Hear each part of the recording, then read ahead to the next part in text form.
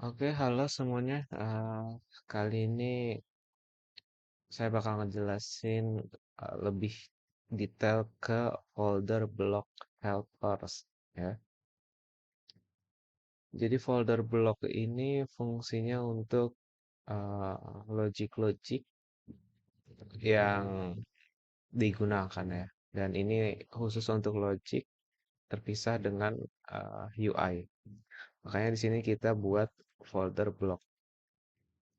Business Logic Component itu dari singkatan blok ya. Di sini ada login block yang eh, isinya itu kita manggil helper API dengan metode post di mana API URL-nya dari API URL login. Kalau kita lihat ke sini, di sini isinya base URL dan juga slash login. Di mana base URL itu value-nya API toko public. Terus di sini kenapa IP address? Karena ini IP address dari network saya ya. Kita bisa lihat sini IP address-nya 103.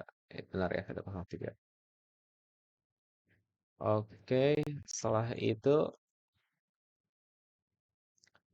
setelah itu hasil dari hit endpoint login itu kita decode dulu, baru kita panggil login modelnya ya.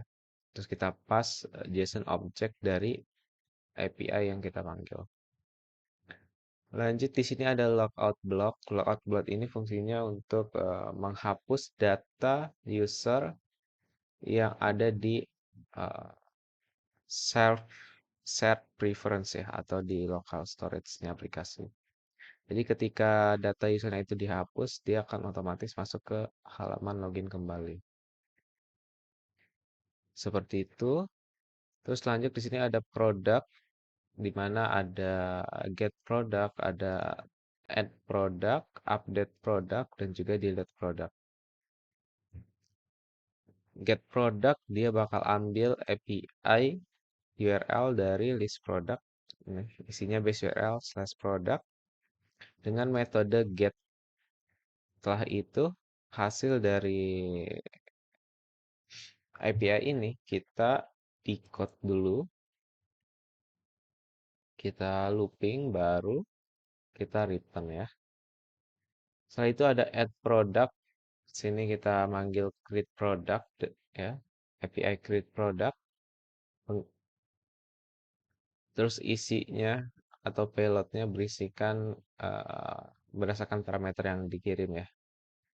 Dari file yang manggil add product. Kemudian karena dia add product, maka metodenya post. Dan ketika berhasil, maka kita return status ya. Statusnya apa? Lanjut update product. Sini ada produk ya. Dia nerima parameter produk. Di mana kita juga manggil API product ya. Terus di sini ada ID. Jadi kita dapetin ID dari parameter yang dikirim. Sini. Setelah itu baru kita buat payload yang terbaru. Isinya code produk, nama produk, dan juga harga yang terbaru. Oke.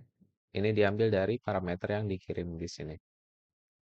Setelah itu kita uh, menggunakan API POST dengan isinya API URL dan juga payloadnya ya atau body. Kalau berhasil, dia akan nge-return hasil datanya ya. Terus yang terakhir di sini ada delete product berdasarkan ID, parameter ID yang dikirim,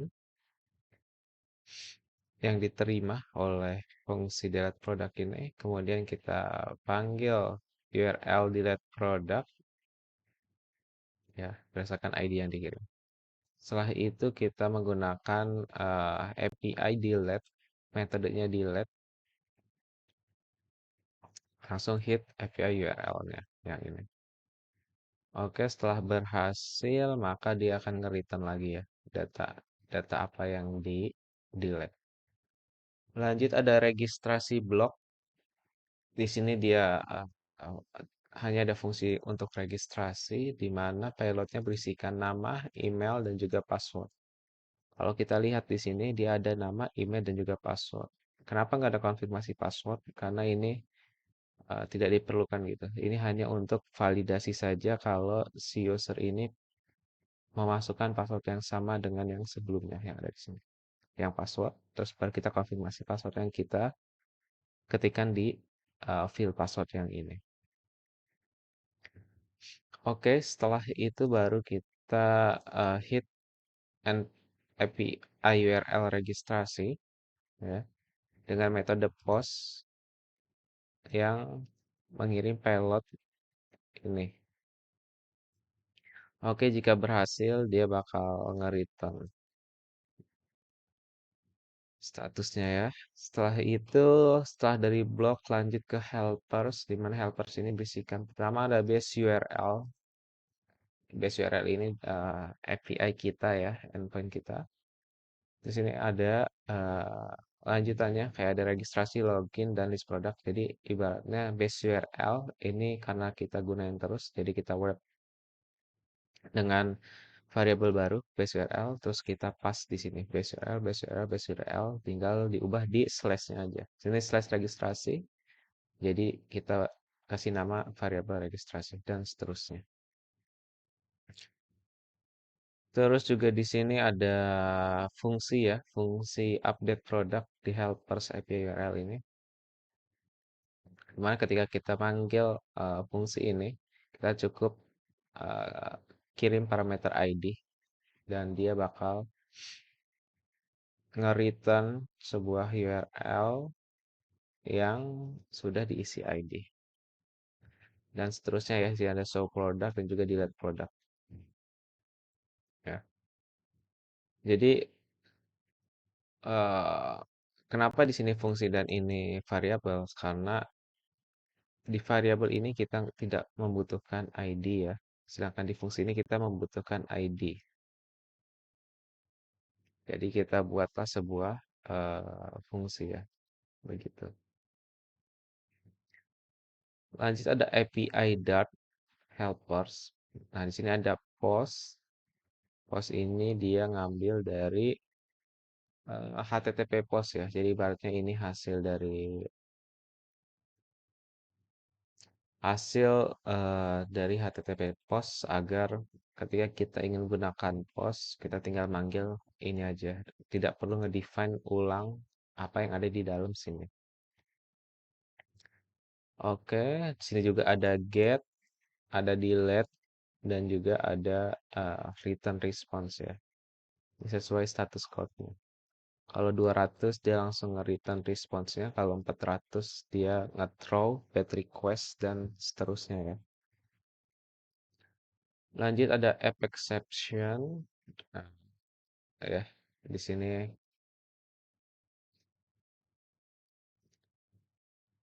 sini errornya ya, error message-nya.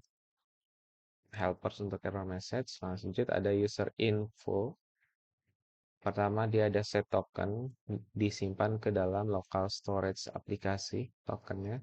Ada get token juga, ada set user ID juga disimpan di local storage-nya ya. Get user ID dia ngambil data dari local storage-nya, logout dia hapus data dari local storage-nya. Oke, itu saja ya untuk penjelasan blok dan juga helpers. Di sini ada UI ya. UI sudah pernah dijelaskan di video sebelumnya.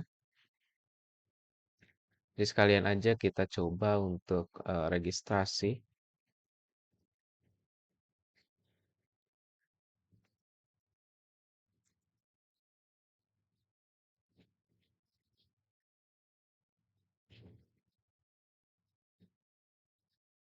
Di sini registrasi berhasil. Ya, jadi waktu klik button registrasi, dia bakal manggil metode registrasi yang ini. Dan di sini hasil returnnya ya sukses. Nah, setelah itu login. Ini @coba.com passwordnya. Empat. Ketika kita klik button login, dia akan hit blok login blok metode login. Oke. Nah, dia berhasil ya sampai sini dan dia bakal otomatis masuk ke halaman product view. Oke, itu saja penjelasan hari ini.